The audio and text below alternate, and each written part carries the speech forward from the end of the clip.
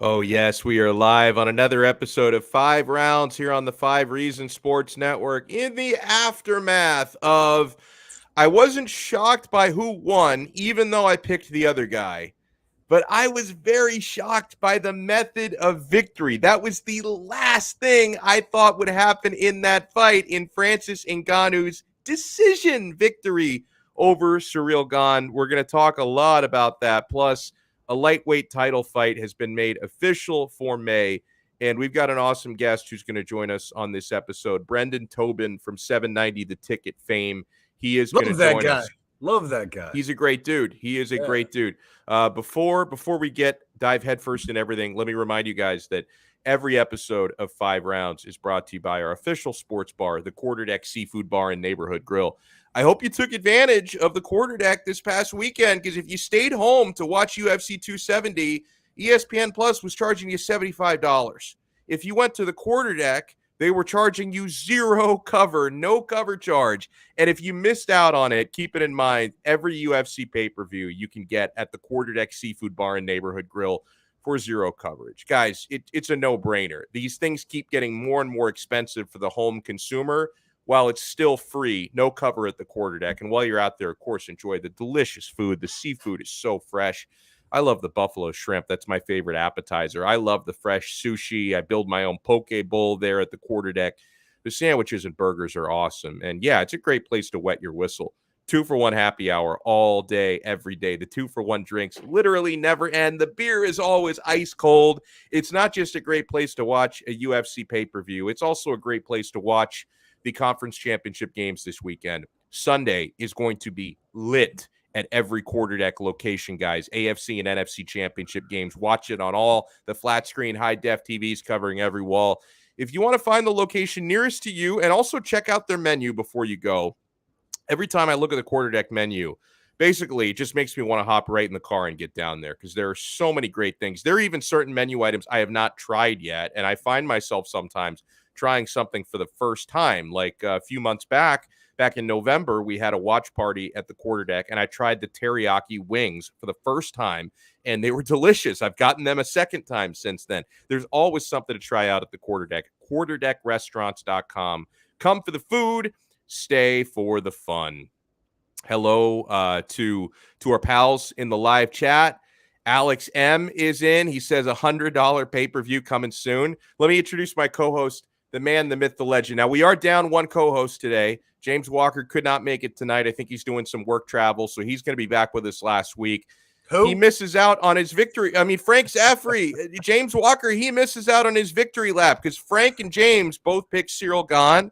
I was all in with Francis Ngannou. No, we picked Ngannou. You picked Cyril Gane. Oh, my bad. Yeah, I picked. I see. I'm already trying to change. Straight. Yeah, I'm always trying to change my pick. Yeah, I picked Cyril Gane. You guys both picked Francis Ngannou. So, Frank, you have a chance to take your victory lap. James is missing out on his. Yeah, I was disappointed they wouldn't be here for that. But, these are the kind of shows I look forward to, because I don't best you very often, except when we bet. Yeah. And typically you don't pay off. But you had a bet with James Walker, right?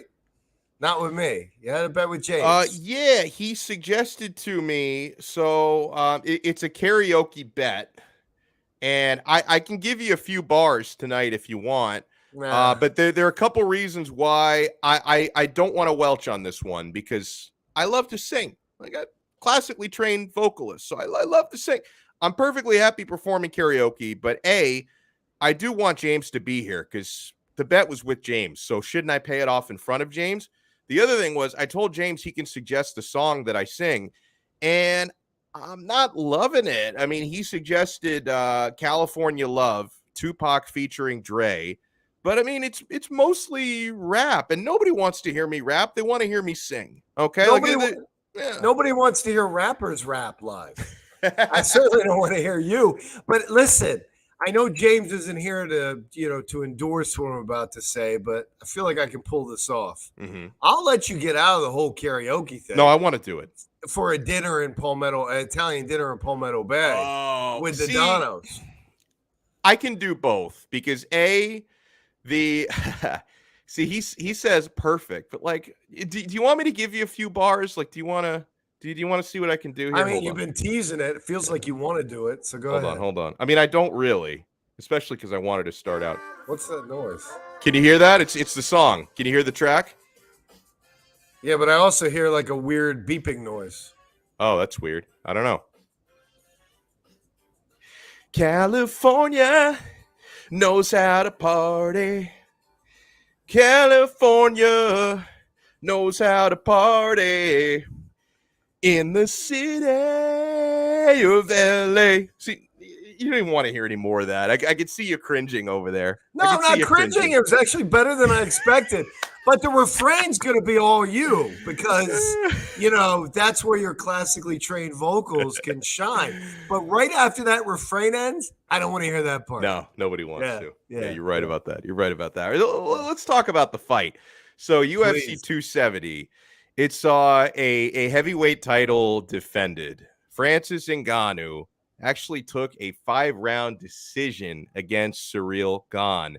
My first takeaway on this, Frank, is last week I already had zero interest in watching Francis Ngannou box Tyson Fury. A week later, I have less than zero interest in watching Francis Ngannou box Tyson Fury. Francis had to go into his bag of tricks to win this one. You know, he was down. It wasn't significant dominance, but he was clearly down on points after the first 2 rounds, where Cyril Gane was doing what I thought he could do for 5 rounds. Okay. And by the way, I noticed the viewer count dropped when I started singing. So I apologize for that. But no, first 2 rounds, Francis Ngannou was getting picked apart. I mean, Cyril Gane was methodically landing some punches, circling, keeping distance, and outstriking him for the first 2 rounds.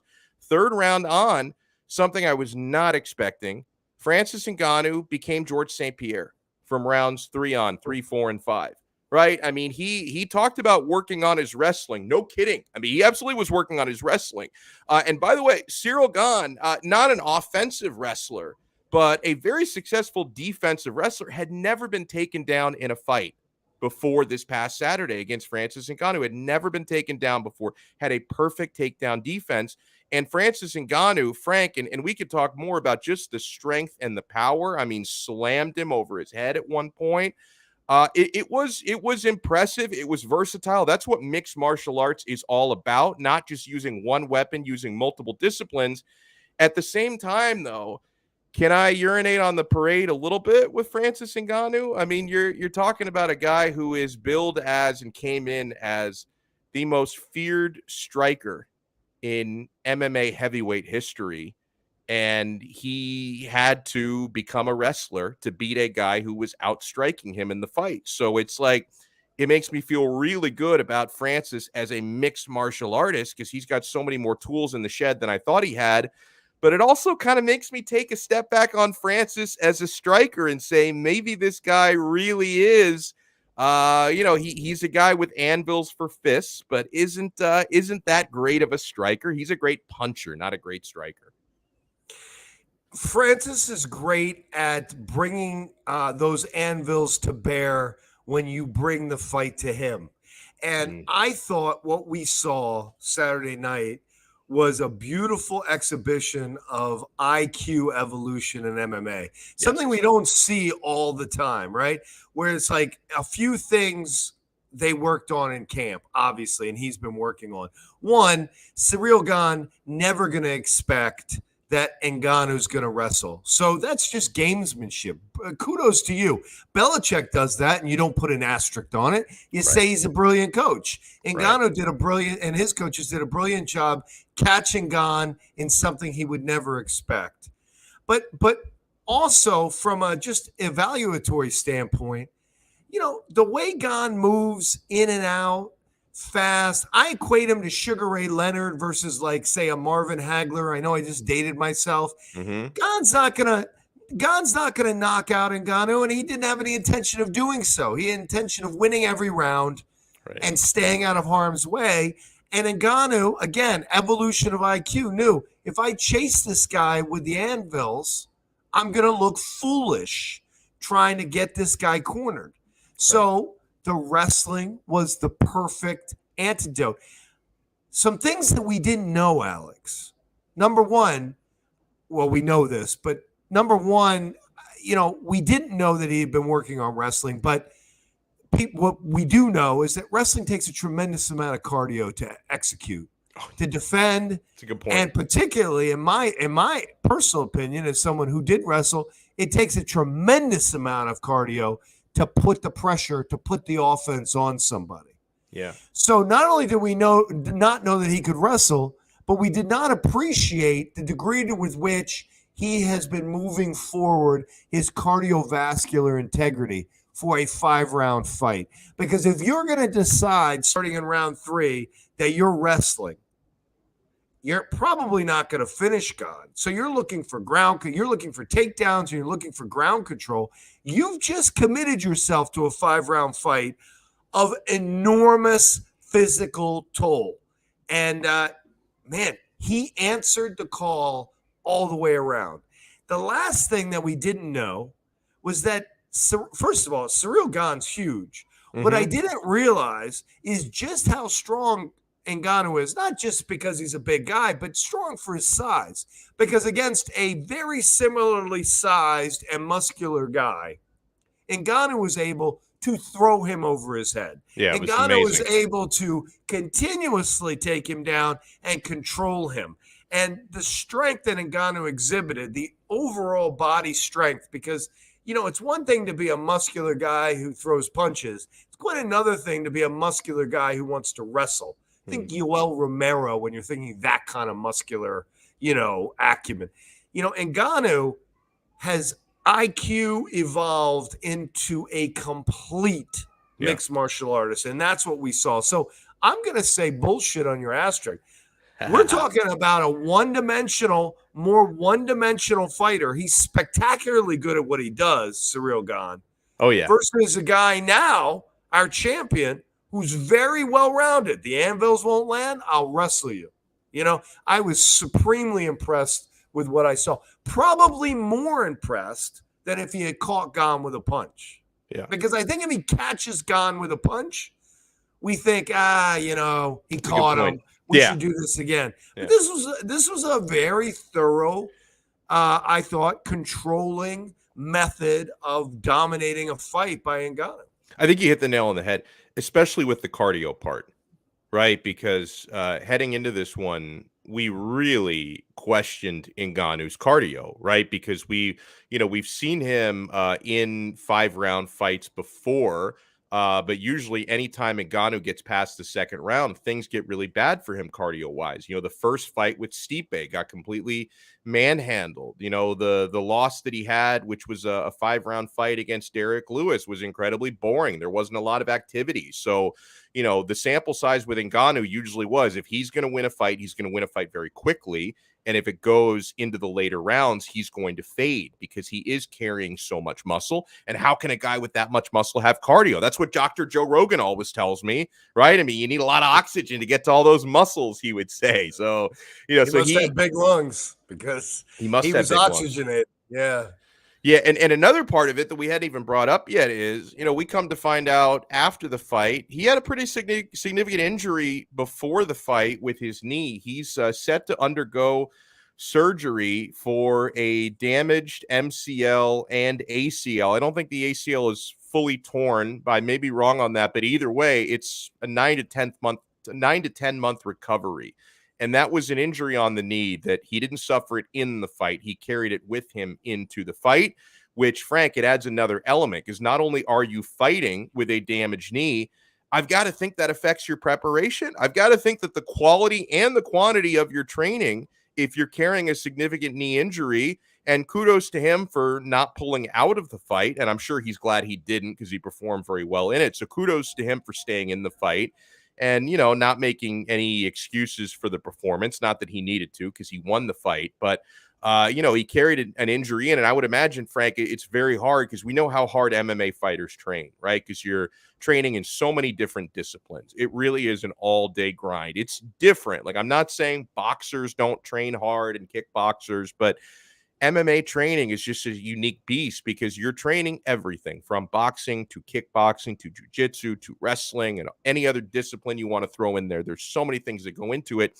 How hard is it to get through a camp with an injured knee, right? So that was really impressive stuff by Ngannou to perform the way that he did through that injury. Yeah, it was awe-inspiring, but then you just need to read the story.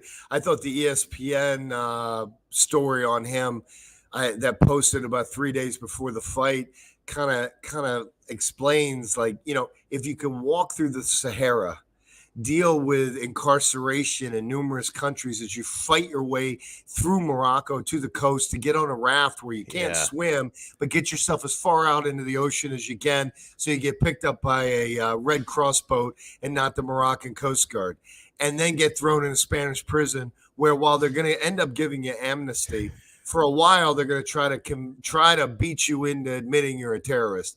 If you can do those things, take 50 euros, make your way to France, and then start training in the same goddamn shoes you were wearing in Cameroon before you left, you can deal with a leg injury. He's another level of tough, I guess what I'm trying to say. So I'm not surprised. Well, and, we have to get into a conversation. We can both agree. I know I urinated on the parade a little bit, but we can both agree that was a really impressive performance. And you've just taken a guy who was the scariest knockout artist in the division, and now all of a sudden he can also wrestle.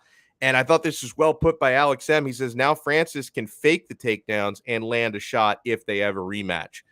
And that's a good segue, because that's an if. Go ahead, finish your thought. Well, no, I was just going to add to what he just said. I mean, the next thing he needs to work on are submissions, because, he adds one or two of those, and now his wrestling top game is even more lethal. So, yeah, but look, Alex, you and I were talking about it before the show, and you alluded to it in your opening comments.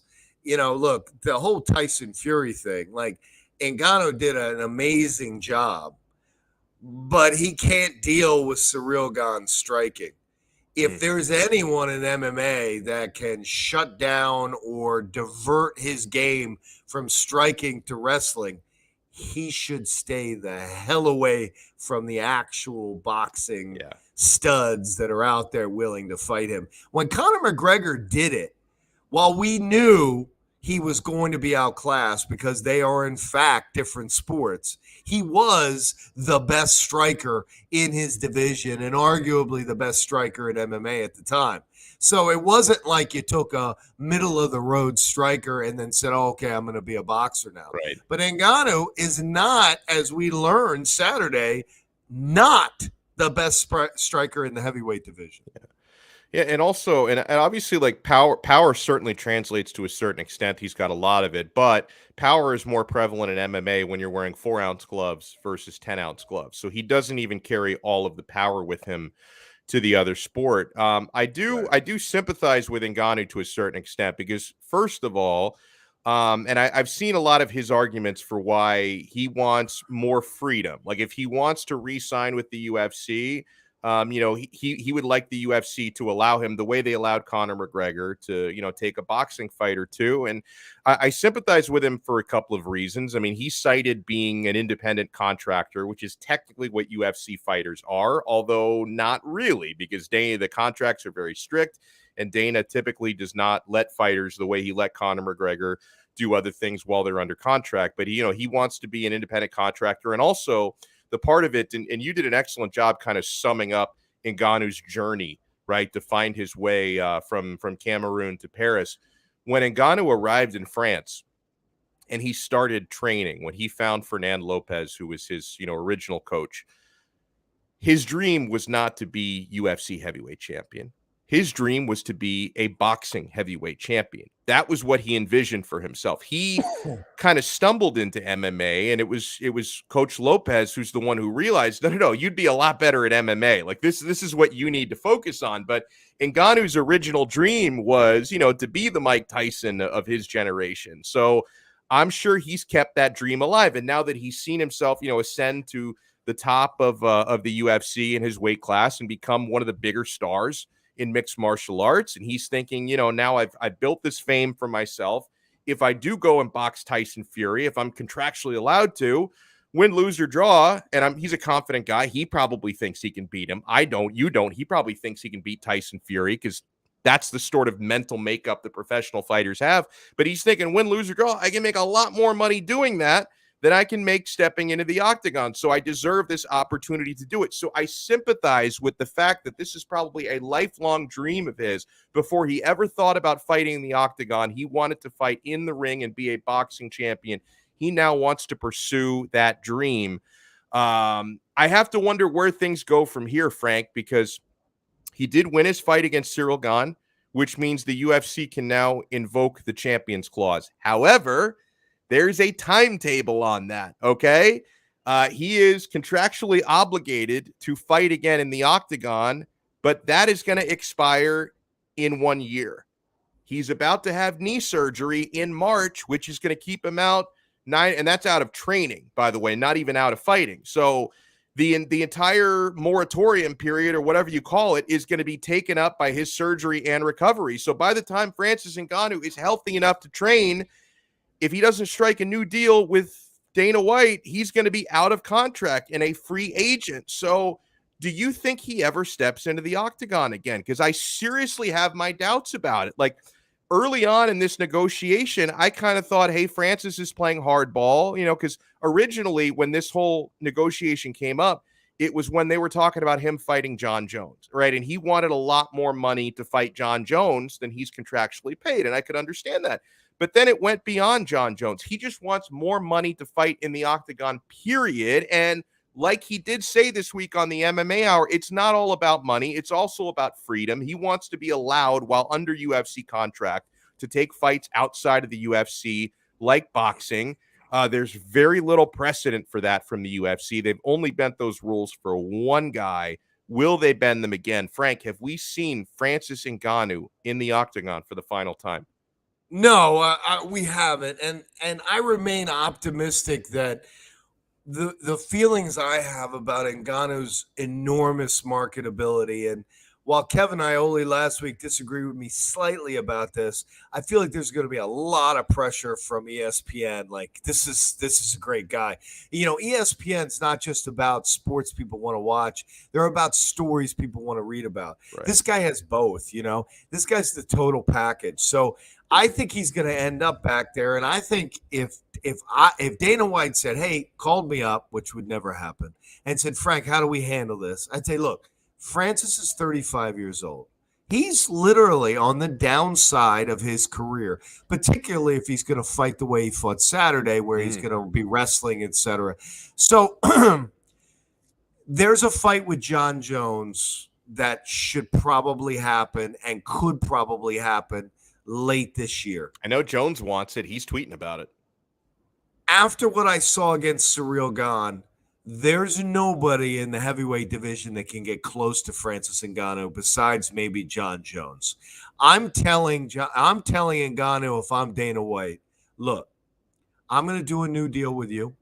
The pay-per-view buys were off the charts.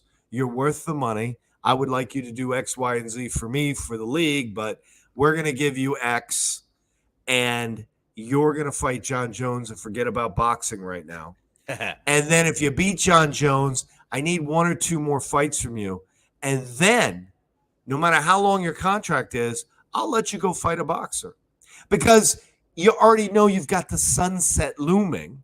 Right. And you have Cyril Gane in your stable, ready to be the next dominant, marketable, insurmountable heavyweight champ. They're in a fantastic position, honestly. And look, if Jon Jones gets him, well, then, they could write that into the deal. If Jon Jones gets you, we'll let you go early. But if you beat Jon Jones, we need 1 or 2 more from you. At that point, you're 37, 38. You're the most feared man in mixed martial arts. Your marketability can never be higher. Just remember, you hold on to that stock. You know what I mean? Mm-hmm. You win a couple more, you're worth that much more to Anthony Joshua or Tyson Fury or whomever. And then, you know what? You want to go out and do that, go ahead and do it. I think there's a deal to be made. Concessions have to be made, but the UFC has to appreciate the obvious. And Kevin Iole laughed at me last week when I said this, but we haven't seen the kind of market sensationalism that a truly dominant heavyweight champion will deliver for the UFC. Yeah. Conor McGregor won't measure up to that. I promise you that. Excuse me. People were making a big deal this past Saturday. I thought it was the dumbest thing in the world. So Francis Ngannou wins the fight. We all know about the contract dispute between Dana White / the UFC and Ngannou. And so after Francis gets his hand raised, it wasn't Dana White that put the belt around his waist, which is the customary thing, right? It's customary. It's been like this since Dana White was UFC president, back when the Fertittas were around. It's been that tradition for like 15 years. Somebody wins a championship. Dana White is there in the octagon in person, putting the belt, whether you win it or defend it. He's the one putting the belt around your waist. Dana White was suspiciously, conspicuously absent from that. Neither of us, we were talking about this before the show, neither of us actually noticed that when we were watching it live. I didn't even, I know it's a tradition, but I didn't notice it until, I'm sure people were tweeting about it immediately after. I was back on Twitter the next day, and people were like, hey, Dana White wasn't there. That was Dana White's silent protest. He hates Francis, didn't put the belt around his waist. I think that's kind of ridiculous for a couple of reasons. Dana White, he's such a straight shooter that he's not the passive. I mean, maybe a combination of things, but the one form of protest Dana White would choose would not just be passive aggressive only. He's the type of guy who tells you whatever's on his mind, right? If Dana White really wanted to stick it to Francis Ngannou, there are other ways for him to do that. He could have gotten up at the post-fight conference and just taken a shit all over this guy. Like, he's done that before to many fighters. He could complain publicly. He's actually been somewhat complimentary of Ngannou in interviews. We talked about Ngannou's game plan with the wrestling. Dana White referred to it as genius. Like, he's been complimentary of Francis Ngannou. It seems strange to me that someone who is as upfront and as much of a straight shooter as Dana White is would choose his form of silent protest to be passive aggressive, like not putting the belt around his waist.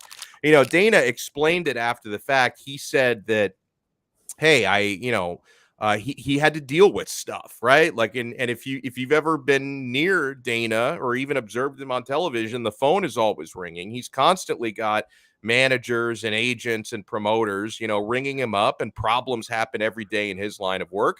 So he was dealing with something in the back. Am I naive for taking that at face value? That I think, hey, if Dana White was dealing with some stuff, he probably was dealing with some stuff. I'm going to take him at his word on that. What do you think? I don't think that Dana White would avoid the belt ceremony. It's not in his character. He's a confrontational guy. Yeah. He wants to be right in everybody's face. I agree with you on that. But I also understand people's suspicions because it's a really big effing deal. It was the main event. It's the heavyweight division. It, crushed the gate sales. It absolutely, and I'm sure, crushed pay-per-view numbers. And, Dana White is, despite, arguments that I hear from time to time, the biggest star in the UFC. When you have all these eyes on your sport, you can't run over there and do that. I mean, What the hell was going on backstage that would preclude you from, But the thing is, even if he did do it on purpose, who cares?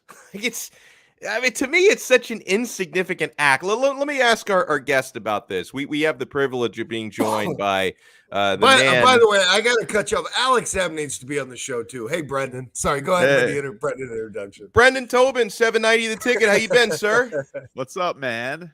It's good to be on. Sure oh, man, it's great to have you. I'm sure you caught some of these conspiracies. So after Francis Ngannou retains the belt, Dana White didn't show up in the octagon to put the belt around his waist. I didn't think anything of it. And I don't know, people are calling me stupid and naive. Dana a couple days afterwards said, I was dealing with stuff, right? And I know Dana's phone is always blowing up. He's always putting out fires.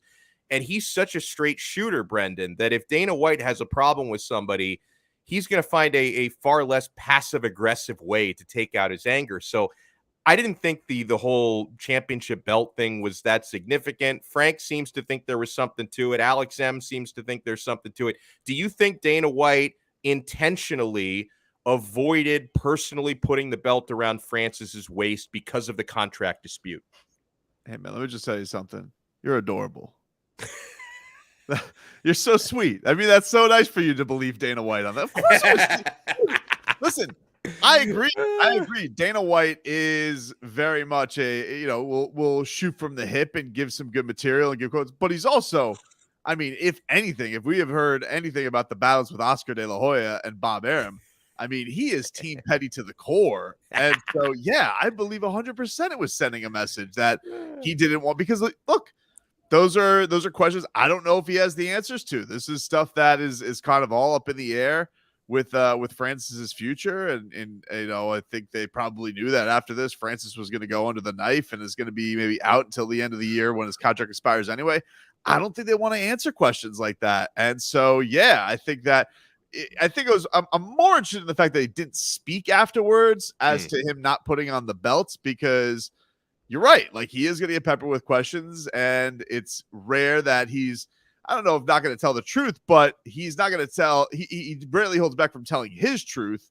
And I think probably the best thing he could have done was to not speak from his standpoint, because it'll probably end up with him blasting either Francis Ngannou's management or blasting Francis Ngannou himself.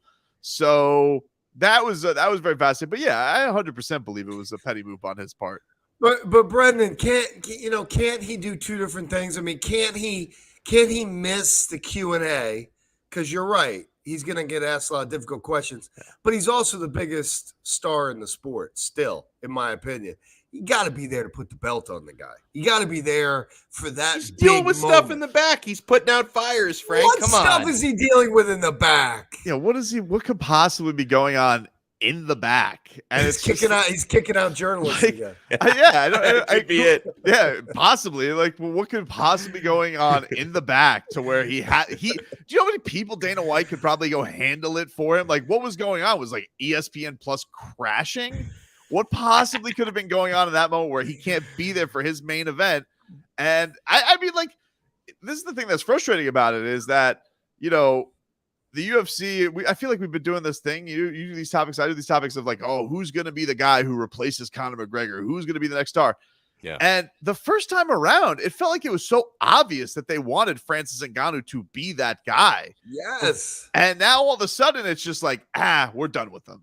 Which is crazy. Like, it was such a whiff from the standpoint of Francis's, handling of him, Jon Jones not being there, Dana White not, like, nobody is treating this guy like a big deal. And it's like, could you want him to go to boxing anymore? Like, could you want to lure him over, push him and kick him to another sport anymore? Maybe they don't care because they feel like their whole wheel can go on. But I got to tell you, the heavyweight division would be a lot less interesting without him. Brendan, I keep arguing that Francis Ngannou could be the biggest star the UFC's ever had if they embraced it. Yeah. Because when I think about the stars, the transcendent stars that MMA has had, I go to Conor McGregor, and I know this is, unfortunately this is a racist thing, but there was a long-standing attitude in boxing searching for the next Rocky Marciano, searching for the Great White Hope. It's not an accident that Conor McGregor became that person. In this instance, in MMA versus Brazilians, etc. also. But that came over from boxing.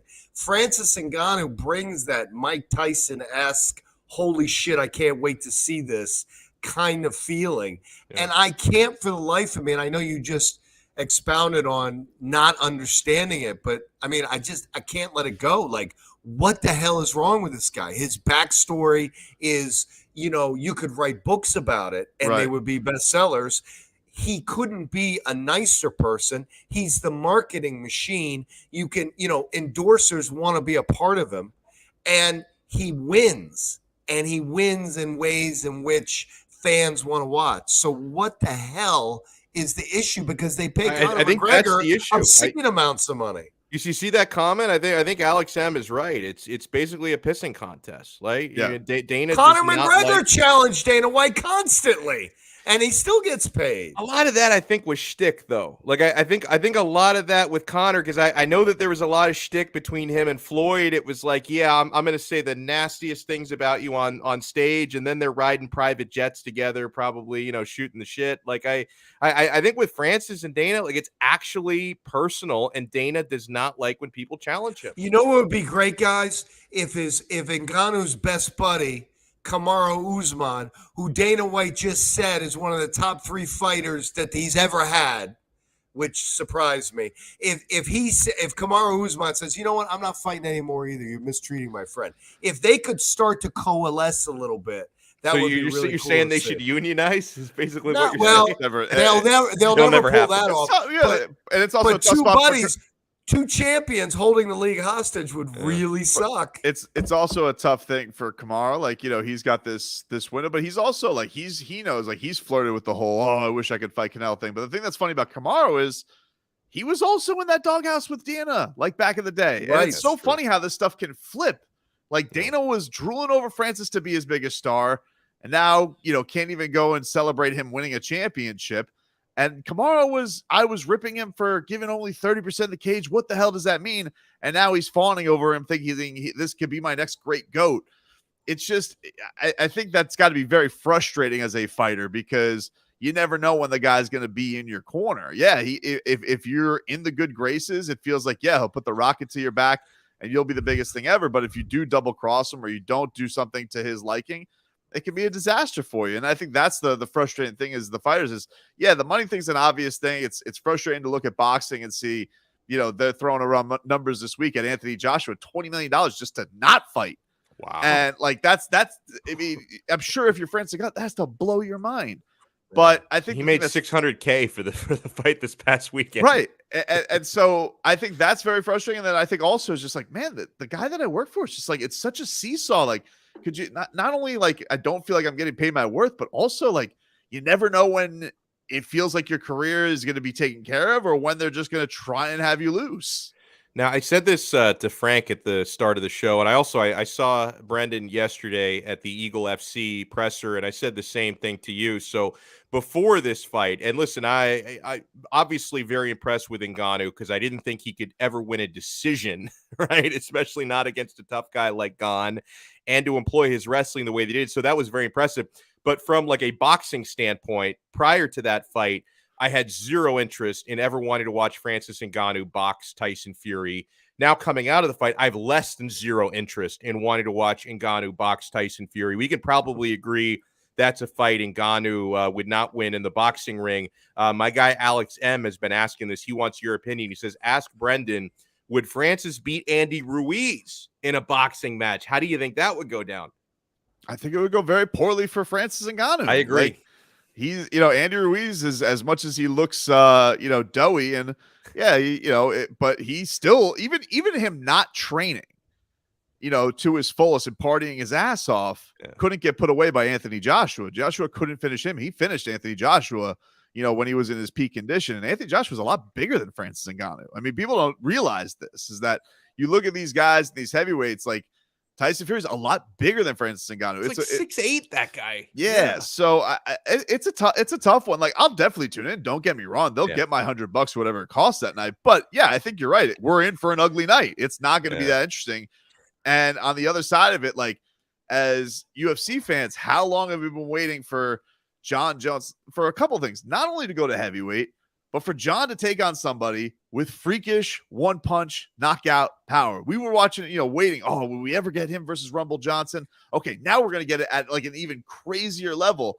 And I think also to what Frank was saying about him winning, like, I think what Francis earned a lot from this not only this past fight, but also just his bounce back, is he earned a lot of respect from mixed martial arts fans, because a lot of people probably saw what happened to him with Stipe, thought, exposed, he's a one-punch freak guy, that's all he's got. And then the way that he looked against Derrick Lewis would be like, all right, mentally shook.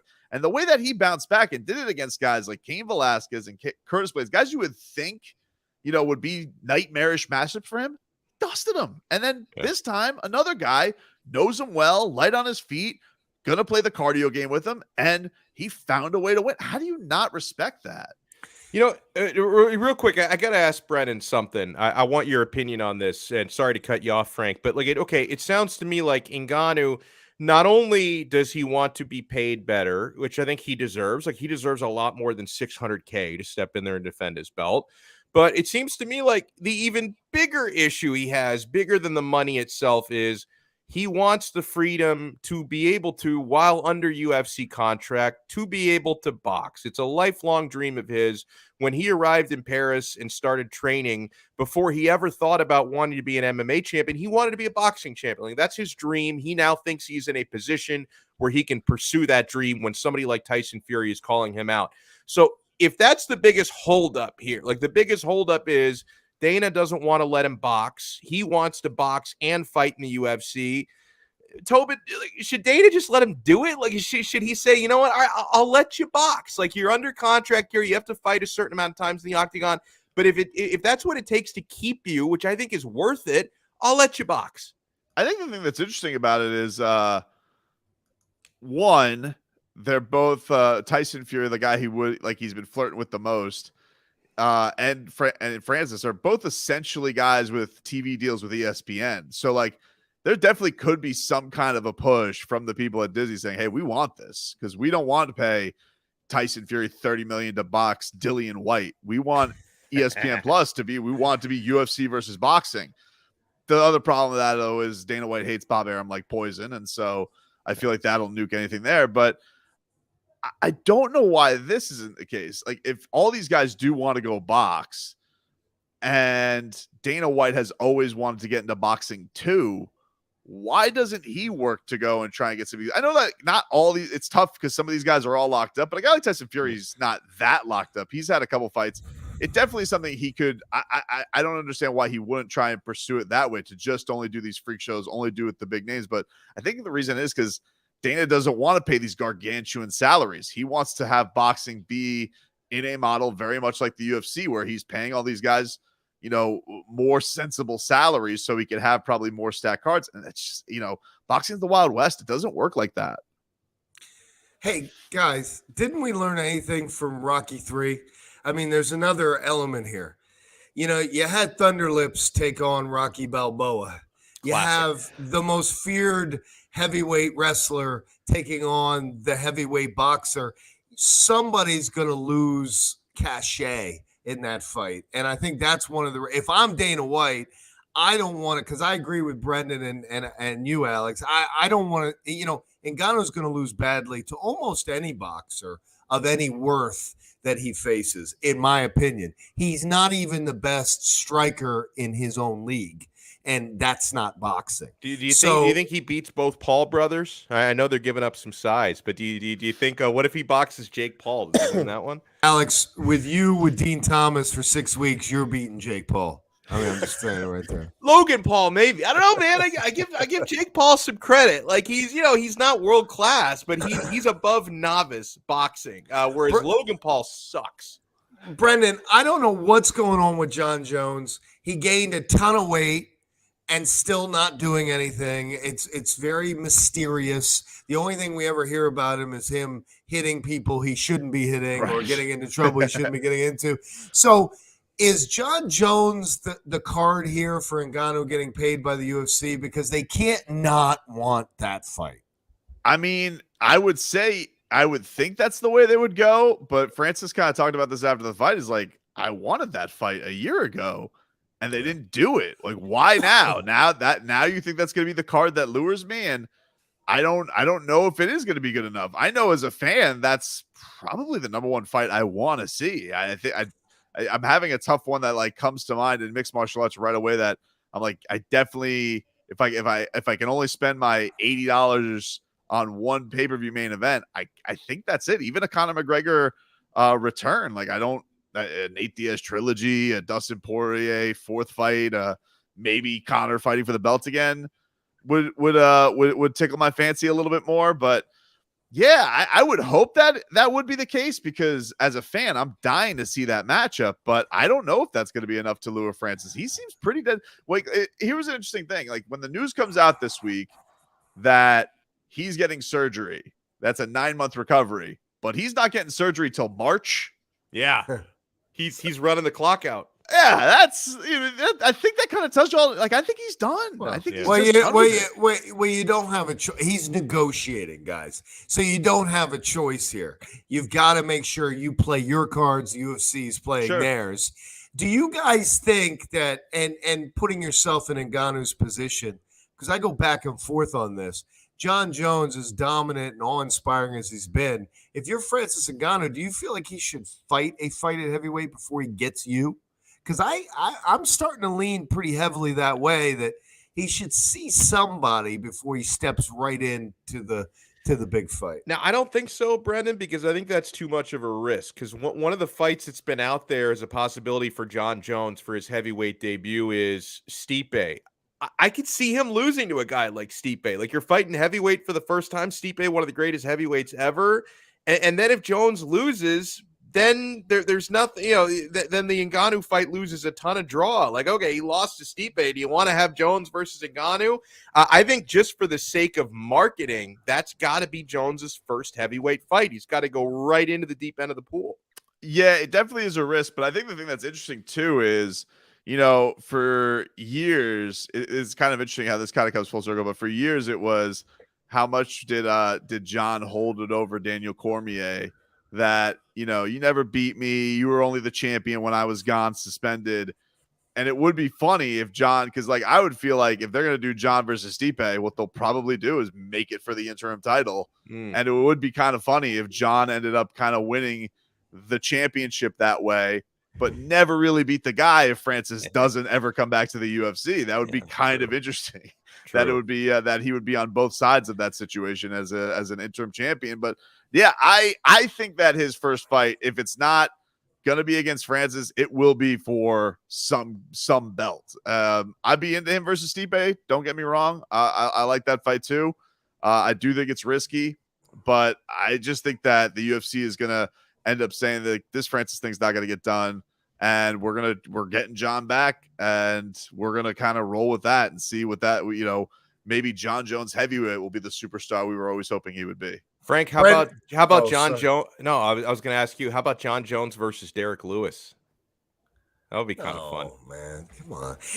This Derrick Lewis thing, I hate to be the guy that's down on Derrick Lewis because he's a fun guy, everything. But isn't he just today's version of Tank Abbott? You know who is? I think Chris Barnett, the fat guy who throws the cartwheel kicks. Have that guy fight Jon Jones. If he can't beat Chris Barnett, you don't belong in the heavyweight division. Oh, sorry. No, I'm just saying the only reason I have Derrick's got my respect. Yeah, he's lost the championship fights pretty ugly, but they do keep trying to put him in there with those young prospects to kind of be that gatekeeper, and he just keeps knocking them out. So, and I tell you one thing, him versus Tai Tuivasa coming up in February. Oh my God, that's good. Hey, you guys are walking to the betting booth with $100. Jon Jones is fighting Stipe. Who are you putting your money on? On Jones versus Stipe, I think I'm putting my money on Jones, but I think it would be very close. I think the odds would be razor thin for that. I'm with Alex. I'm still rocking with Jon.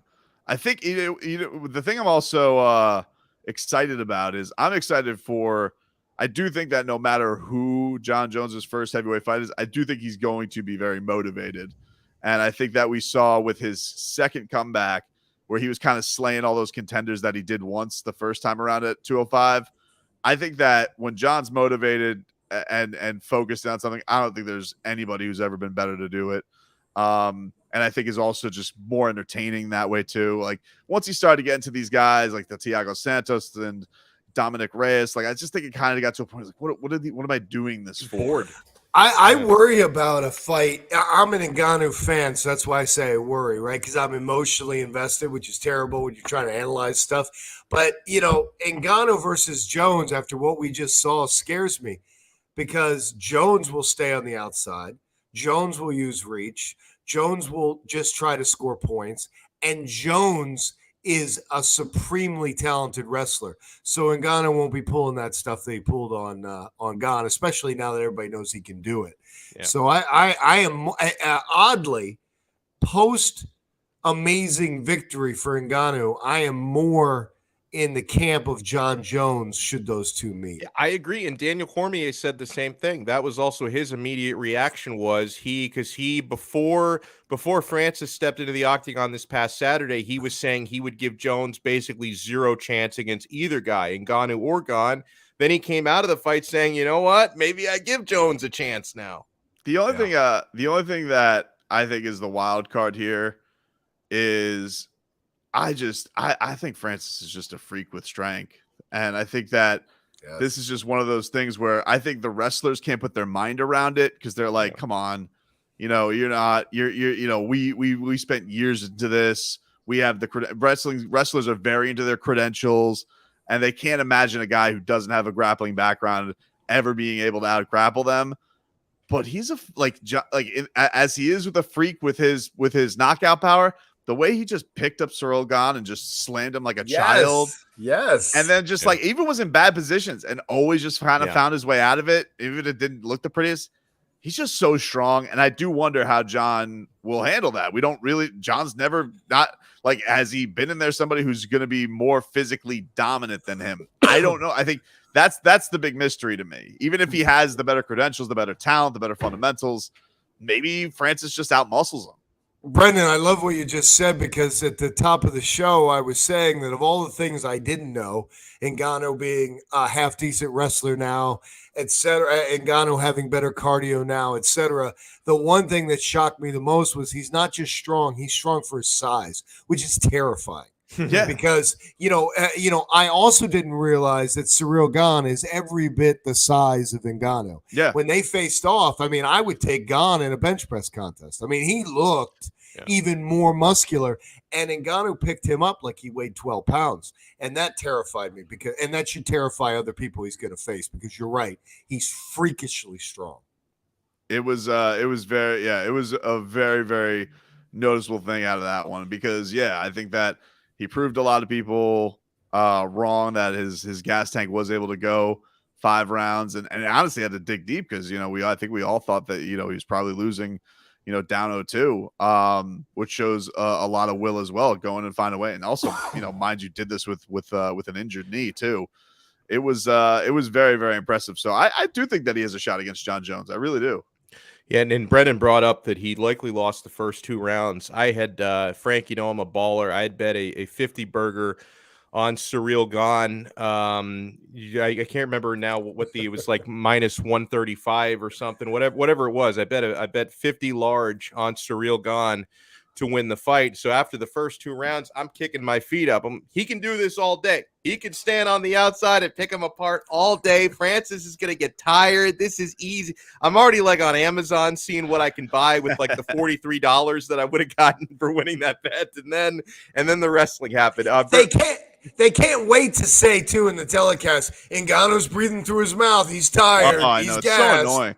And they do the live odds as well. Now that they've fully embraced gambling, they keep popping up the live odds. And again, I'm like, oh, there's no way he can lose. Look at the live odds. I'm good. I got this. The same thing with the Moreno Figueiredo fight. I'd bet Brandon Moreno, and then the live odds were in his favor. Then all of a sudden they flipped, and I'm like, oh no, God, what's happening? Joe Rogan is so roided up, he'd get gassed if I chased him around the broadcast table.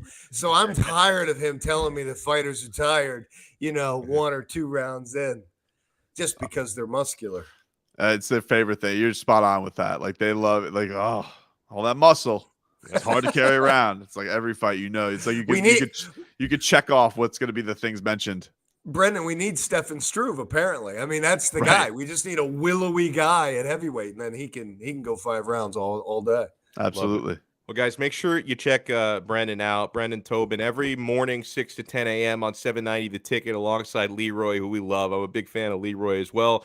And tell us about the new combat sports show, Tapped Out on BetQL, 5 to 7 p.m. You guys just started that recently. What can people find there? Yeah, it's a lot of fun. We've had some fun guests on so far. Our guy Tyrone Spong's been on the show. Rashad Evans.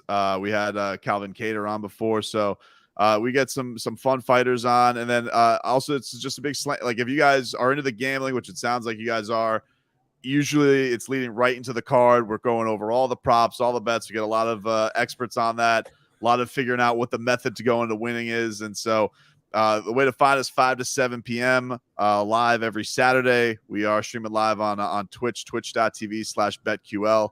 And then if you guys get the Odyssey app, you guys can get us on the BetQL channel there as well. We put out the podcast as well, but it's, on big fight nights, it's always good to tune in live and check that on out. So appreciate you guys having me. Brendan, nobody scares me more than Tyrone Spong. Oh my God, dude! I can't believe I couldn't go to the other press event they had today. I'm not sure Brendan. I think Brendan was there, even if he wasn't. But I was there yesterday, and I invited Frank. I mean, dude, Tyrone Spong's such a nice guy. Had a little and Rashad Evans. They're two of the nicest people, man. They're really down to earth. And Frank, you missed it because the other time, Frank, when you and I saw Tyrone Spong in person, it was years ago while he was training. So he was busy like destroying people at the Black Zillions gym. Hold on. I got to tell Brendan quickly. We were at what was now the defunct Black Zillions gym, right, Alex? Mm-hmm. And Tyrone Spong goes out to practice some kicks. A guy puts on the whole kicking suit. And it's not just some guy off the street. It's a coach, okay? Yeah. He's used to doing this. It was Henry Hoof. Tyrone Spong hits him with the first one. He would have thought there was an explosion, the sound that went off. The next one hits, and the guy says, that's it. Takes off the suit, he's out. 2 kicks, and a professional MMA coach in a full suit for kicking. I'm out of here. I can't do it. Yeah, well, that punching record that they measure with Francis, like Tyrone had the record before Francis broke it. The dude hits hard. He really hits so hard. I'm excited to see him back. And like Doc said, super sweetheart. So is Rashad. Ray Borg's on the card. Yeah, for a free Friday night fight, I'm in. I'm gonna check it out. And I appreciate it, Brendan. We'll talk to you again soon, my friend. Have a great show Saturday and a great show tomorrow morning as well. See you guys. Yeah, and Frank, I'm glad he brought that up. Like I'm starting to fanboy out a little bit to Eagle FC because here's something that they're doing that I love, okay? They stream their fights for free. Okay? In a world where the UFC is gouging their loyal fans like you and me. Thank God you and I know and all of our viewers know about the Quarter Deck Seafood Bar and Neighborhood Grill where they can watch every fight for no cover charge. But for the at-home consumers, ESPN Plus and the UFC are now gouging you for $75 a pop for the pay-per-views. Even when you watch the free events, they're not really free because you have to have the ESPN Plus subscription. And I use it for other things, but a lot of people only use it for the UFC. So you're paying for that as well. It's like $6-7 a month. Eagle FC, all you have to do is you download a free app. I think it's the they're not paying me. So if I butcher the name of their app, it doesn't really matter. They're not a sponsor, but it's like the Fixall, the Flexall app or something like FXL. See, already no one's going to know where to download this because you download a free app and yeah, they're probably going to spam your email and stuff, but you're watching free MMA. I get to watch Tyrone Spong against Sergey Kharitonov tomorrow for free and Rashad Evans against Gabriel Chechi for free tomorrow night. So that's something, man. They're not gouging me. Well, it's an interesting model, right? It's the way football and baseball and basketball work, where you make your money on the endorsements that you sell to the audience that you're going to get, which presumably will be bigger because nobody has to pay anything to access it. And they happen to have a couple of guys that can move the needle. Rashad Evans can move the needle. And then Tyrone Spong, I think less so, but still significant, a significant star. Is Tyrone Spong going to end up in the UFC at some point? Is this a stepping stone for him? Honestly, I want to see Tyrone Spong primarily in kickboxing because I think that's truly what he is best at. And obviously that's where he started his pro fighting career. And then he took an MMA detour and a boxing detour, and he had a successful record in boxing. But to me, it's like, there are certain people over the years, like Badr Hari, who's my favorite kickboxer of all time. The guy was a fucking murderer in the kickboxing ring. And he was courted by MMA promotions. The UFC probably would have loved him to make the transition because this guy, his kicks, they would put your head into the 17th row. Like, he was so incredible.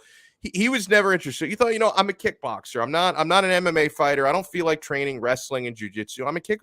And with Tyrone Spong, he's had success in other disciplines. But to me, that is when he is in his element. And you talked about his kicks, right? Which also does translate to MMA, but his brutal kicks and his brutal knockout power, that's what makes that guy special. He's one of the more entertaining kickboxers I've watched.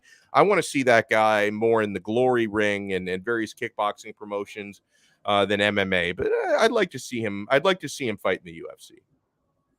You ready for the toss-up, bro? Let's do it. All right.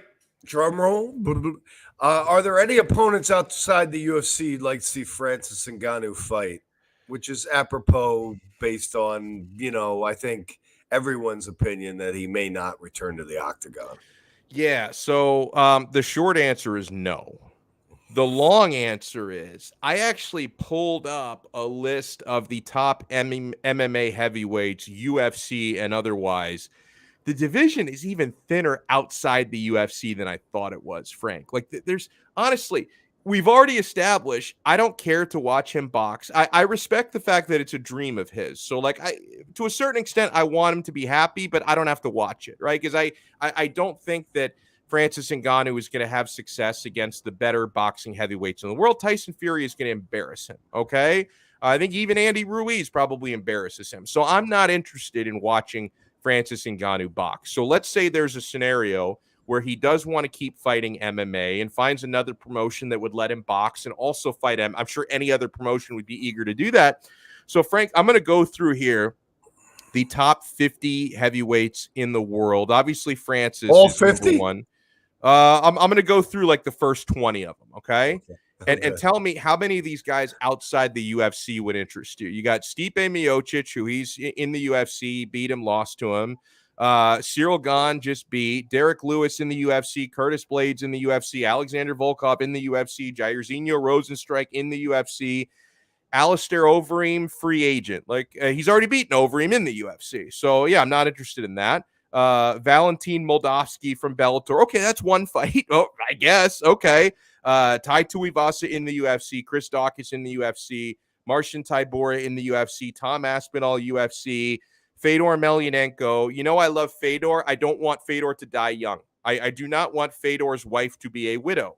So that's a marketable fight. I mean, if Francis were to leave the UFC and Fedor, if Fedor was interested in fighting Francis, they might do it. I love Fedor. I don't want Fedor to put his body through that kind of punishment, but I guess that's a fight. Junior Dos Santos, free agent. Vitaly Minakov, Bellator. Timothy Johnson, Bellator, and these don't. The list goes on and on. Wait, Congo. Is Anthony Rumble Johnson still active? Yes, I believe he returned. So okay, that's one for me. You've got devastating striker versus devastating striker.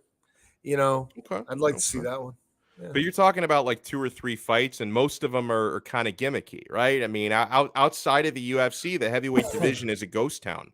Well, there's nowhere for him to go MMA-wise outside the UFC, I think is the point you're making. The only place he goes outside the UFC is boxing, which I think we both agree, and most analysts and experts agree, would end badly for him. Unless he took, a journeyman fight and tried to build a boxing record the way boxers do, except that he's 35 going on 36 years old. He's going to miss most of his 35th year recovering from knee surgery. Yeah. So really for him, what he needs to set himself up for is a continued run in the UFC with a renegotiated contract, which I think he will get. He won't get all the money he wants, but he'll get a hell of a lot more, and then set himself up for a sunset, big-time boxing payday. I think that's the best scenario that Francis Ngannou can hope for. And I think it's the best scenario for the UFC, too, because when Ngannou does take that sunset boxing monster payday and gets beaten and doesn't look good, it doesn't reflect badly on the UFC because he's kind of retired from MMA. He's working his way out, and hopefully new talent has emerged. But do you agree with Alex M? Francis versus Fedor money fight? The thing is, like, I don't see and okay, 20 years ago, yeah, but in the year of our Lord 2022, I just don't see how Fedor Emelianenko can beat Francis Ngannou. And I love Fedor, but it's like Fedor's gonna get killed. Nothing, look, I know Fedor was a tremendous heavyweight fighter, but nothing makes Fedor look like the 205er he always should have been than him getting in the octagon with Francis Ngannou. Yeah. A well-rounded, devastatingly strong, true heavyweight fighter. Yeah, no, Fedor's way past his prime. What about Ngannou, Tyrone Spong? I mean, Spong is fighting at heavyweight now. Well, I think Spong is like a superhero. For those watching or listening that don't remember, Tyrone Spong was at the Blackzilian gym during the American Top Team versus Blackzilians Ultimate Fighter series. That was really excellent. Alex and I got to go to one or two of the events. Yeah, we snuck in. And they would move them back and forth between the gyms. And one of the events happened at the Blackzilian gym, and the American Top Team fighter was overweight and decided to use the sauna that they had at the Blackzilian gym because they were not lacking for any amenities at the Blackzilian gym. So not just the fighter went in, all like 12 American Top Team fighters that accompanied him went in. Conan, the coach, went in. There's a whole contingent of American Top Team badasses in the sauna. And Tyrone Spong just suddenly thought, this is inappropriate. They shouldn't be in there. And he went in and single-handedly demanded that they leave. And let me tell you something. Great. Wasn't worried about mixing it up with 12, 14 guys at the same time.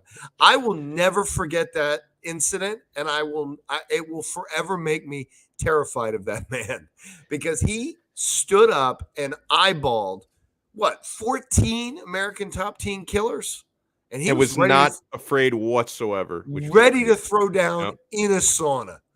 Terrifying.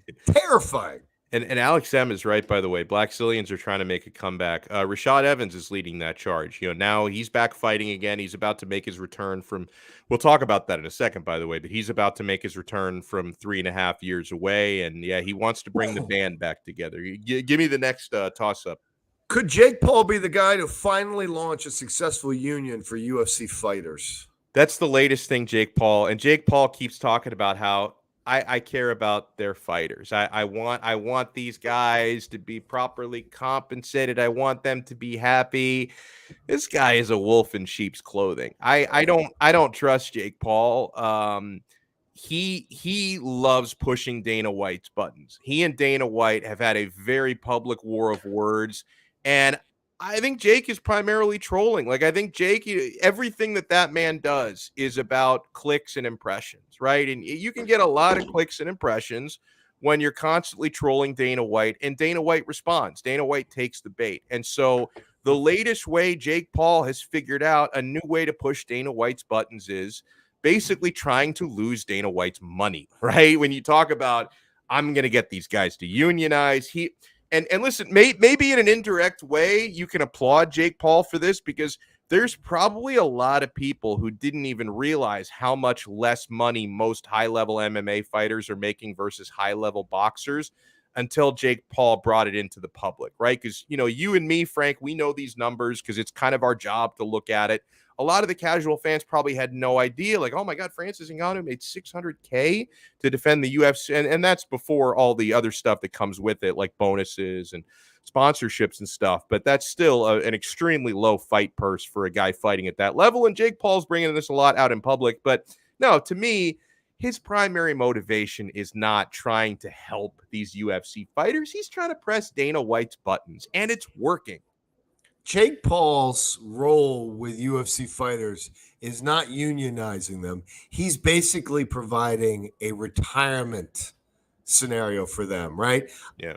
When you're done, when you're used up, when you're least dangerous, come box me and I'll give you a few $1,000,000. That's his benefit to UFC fighters that he finds interesting and that are close to his weight. But in terms of unionizing, no. I mean, I can't picture Jake Paul getting a meeting with some of the bigger stars in the UFC to have a conversation about all of them hijacking their income for some extended period of time in an effort to try to negotiate with the UFC. So, no, I think that's silly.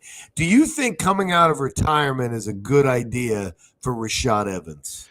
We're going to find out by midnight tomorrow night. The thing with Rashad, I lean to no.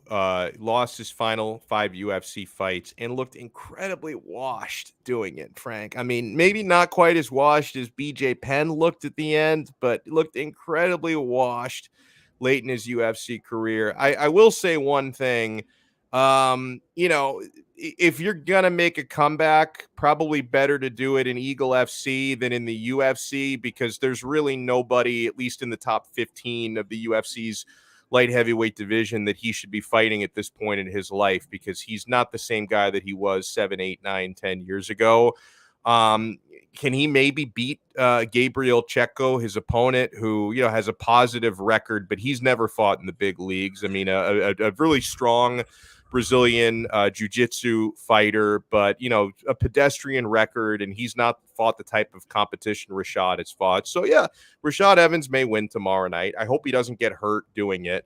But I don't know, man. I mean, if he, maybe we'll find out tomorrow if Rashad Evans, who's been out of the game for 3.5 years, maybe he's capable of beating lower level fighters. He's obviously not capable of beating high level fighters right now, but I lean to, you retired for a reason and you've been out of the game for nearly 4 years. Maybe you should have stayed out of the game. Yeah, this is one of those incidents that makes me sad, fighters that don't know when to say when. And what makes me particularly sad about Rashad Evans is that, and look, I know, show friend and personal friend of both of ours, Dean Thomas. I'm not going to say that Rashad Evans would be a better coach than Dean Thomas, but Rashad Evans would be an exceptional coach. Yeah. He was moving in that direction with the first rendition of the Black Zillions. And I really feel like he's intellectually capable. I feel like he's the kind of guy who relates to the fighters. I've been there. I can help you get there. He's well-rounded. I feel like the next step in his career, if he was really thinking it through, would be to be part of an emerging gym and be offering his coaching services. I think he could be, I've always felt since his slide that he would be exceptional in that role. As a fighter, especially, it's like, I know it's not the same because when Jordan left the Bulls, he was still in the NBA when he went to Washington, but it's kind of feels like going to Washington. You know what I mean? Like, really, you're going to go to Eagle FC and fight a guy who's not really a guy? Like, what are you proving in that regard? You've lost it. I'm sure we can find somebody you can beat. Fedor keeps looking for them and finding them. So I know that if you want to continue, you could probably do it. But to what end and for what benefit? Share your knowledge and your skill and your acumen with other fighters. I mean, I really feel like that's the gift that he could give. And there's money to be made in that regard. Real quick before we wrap it up, I feel like we have to spend a minute or two on this. Otherwise, the title of this episode will be an all-out lie. And I don't want, because we've had so many good conversations in this one, but the UFC has made it official for UFC 274 in May. We had a feeling this would be the next fight, but Charles Oliveira will defend his lightweight title against Justin Gaichi. Oliveira has opened up as a -155 betting favorite. Gaichi, the underdog, at +135. I don't think I'm going to bet against Charles Oliveira again like I did against Dustin Poirier. I might sit this one out, Frank, completely, because we've talked about it with James so many times on this show, just how deceptively all around good Justin Gaethje is. Everyone knows he can scrap, but over the last couple of years, he's become such a more well-rounded, higher IQ fighter, and he still has the dangerous hands and the dangerous pace and pressure that he can put on. So I'm not going to count out Justin Gaethje. I think the odds are about right. I think Charles Oliveira deserves to be a slight favorite in this fight because a lot of people didn't think he was capable of doing what he did to Dustin Poirier. But I mean, if you put a gun to my head, Frank, I think I'm going to pick Charles Oliveira. And we got a long way to go. By May, I'll probably figure some angle out. But if you ask me today, I probably won't bet a win. I may find a prop or two. I probably won't bet a winner for this fight, but I would lean to Oliveira. What about you? I'm in on Gaethje all the way. Earlier in the show, I talked about the IQ evolution of Francis Ngannou. Gaethje's already gone through that. What he did to Tony Ferguson, the way he handled Michael Chandler, Not, while it was a slugfest, he didn't do his typical Gaethje thing where just run in when he hurt Chandler and just chase him down and go berserker. He's measured now. He knows he has a powerful wrestling base, and he knows that if he uses his head, that he can outclass people, because when you can dictate where a fight goes, that's a huge deal. So, I think Justin Gaethje is an unstoppable force right now in the lightweight division until our boy Khabib Makhachev Islam gets Makhachev. up there. Yeah. Yeah, I thought you were going to say till Khabib comes back, but no, Islam Makhachev will be the next best thing. But I'll tell you something, since you brought up Khabib. It's terrifying to think about just where his skill level had gotten and just how good he is, that he outclassed guys like Justin Gaethje that dramatically, because Justin Gaethje, I believe, is going to handle Oliveira and be a reigning champ for a while until they let the next Dagestani after him. Well said, man. And I want to remind everybody to please support our awesome title sponsor here on 5 Rounds, and that is the Quarterdeck Seafood Bar and Neighborhood Grill. Guys, the Quarterdeck, they've got 2-for-1 drinks all day, every day. I take advantage of that. The 2-for-1 margaritas are always flowing at the Quarterdeck when I am out there. It is an awesome place to watch every UFC fight. We talk a lot on this show about how they keep jacking up the prices for the home consumer for the pay-per-views. So the UFC within like the last 12 months have gone from 65 to 70 to 75 for the pay-per-view price. The Quarterdeck has taken their cover charge from 0 to 0 to 0. There is no cover charge to watch a UFC pay-per-view at the Quarterdeck. How great is that, my friends? Enjoy the delicious food while you're out there. I love the seafood. Every now and then I talk to people who are like, I don't eat fish. Like, how do you live in South Florida? You don't eat seafood. But you know what? That's fine, because they have so many things you can enjoy at the Quarterdeck. The All-American Burger is freaking delicious. The French dip sandwich, the jerk chicken sandwich, which is one of the newer items on the menu, is awesome. The chicken wings are great, guys. I tried the teriyaki wings for the first time a couple of months back, and then I tried them a second time because they were so good. The dessert is awesome. The key lime cheesecake. The beer is always cold at the Quarterdeck. Go out there this weekend, guys. You can. There's no UFC fight this weekend. They come back February 5th, but yeah, we have a couple of important American football games being played on Sunday, AFC and NFC championship games. You can catch all of it at the Quarterdeck.